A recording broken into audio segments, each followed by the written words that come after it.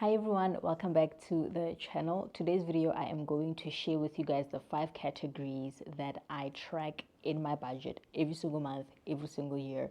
These are categories that help me stay on top of my finances and ensure that I am doing everything that is important to me, like giving back to the community and allows me to spend guilt-free and enjoy my money while I'm saving and investing for the future. So let's dive into the video. The first category is fixed costs, and these are my non-negotiable expenses. They pretty much stay the same every single month. So you would think of things like your insurance and your rent or your mortgage payments and utilities, whatever it may be for you. These costs are sort of like they're predictable and stable, which makes it easy for you to plan for them. And by knowing how much you need to cover these expenses, you can then allocate the rest of your money more effectively. This category is it's important in my budget, and I track it carefully because the total of this category is what I also use to calculate my emergency fund contributions. So remember I said in another video that in an event of an emergency, you would only really focus on everything that is essential, and anything that is not essential you wouldn't really stress yourself about. So in my case, all of those essential line items, I place them in this one category called fixed costs.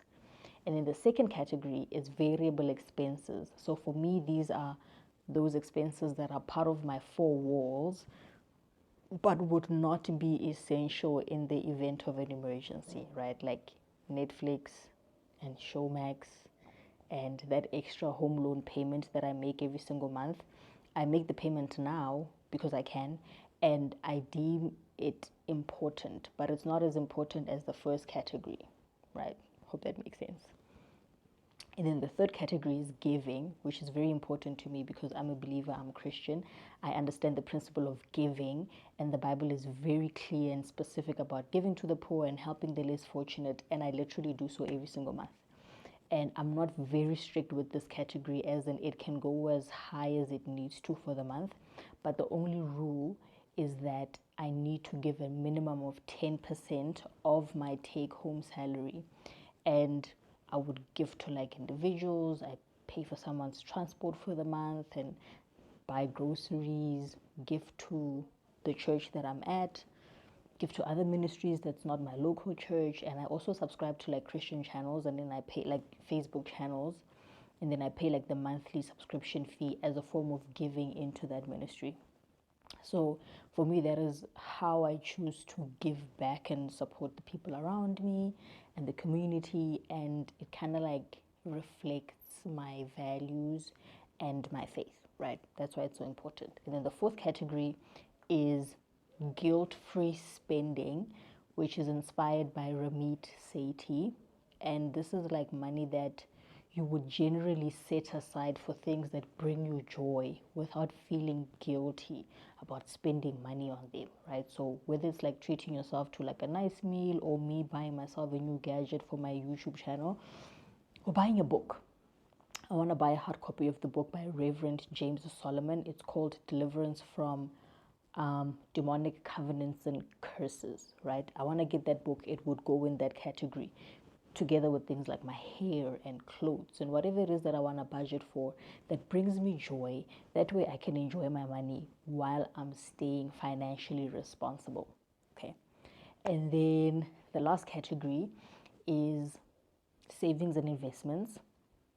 And this category is like my most important at the moment, and I do not play around with this category. I do not cut corners around this category. It is important that I build a secure financial future for myself and my family, and so I allocate a portion of my income, minimum 20%, to like saving accounts, emergency funds, various investments, retirement accounts, right? So for me, planning for the future ensures that I am prepared for unexpected expenses, and at the same time I can work towards long-term financial goals.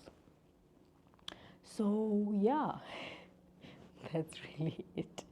That's how I track my budget, using these 5 categories, not difficult, not complicated, but then again, it's tailored to me, right? And how I run my finances and what is important to me. Like that giving category, a lot of people will just have giving as like a line item. For me, it's a whole category, and I track it. Like I will say who I gave or which ministry I gave into, how much I gave that month, and then I track it like percentage wise. Like at the end of the month, I can say, oh, I gave like 20%, like gave 20%. There's a time,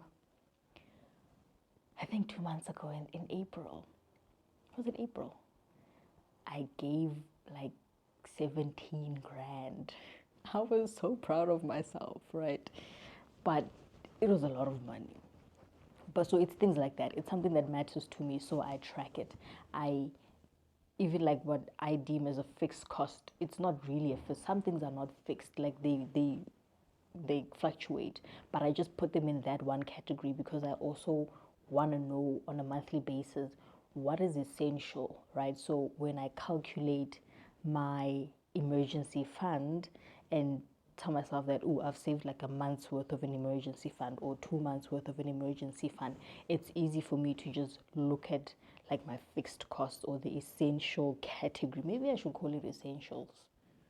I think that would make sense. The essentials category.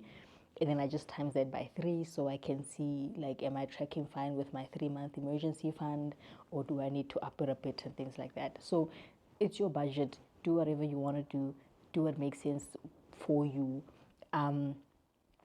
Prioritize what literally matters to you. You don't have to do everything that everybody says you must do. So I take from Ramit. I know Ramit does not really like Dave Ramsey. I love Dave Ramsey.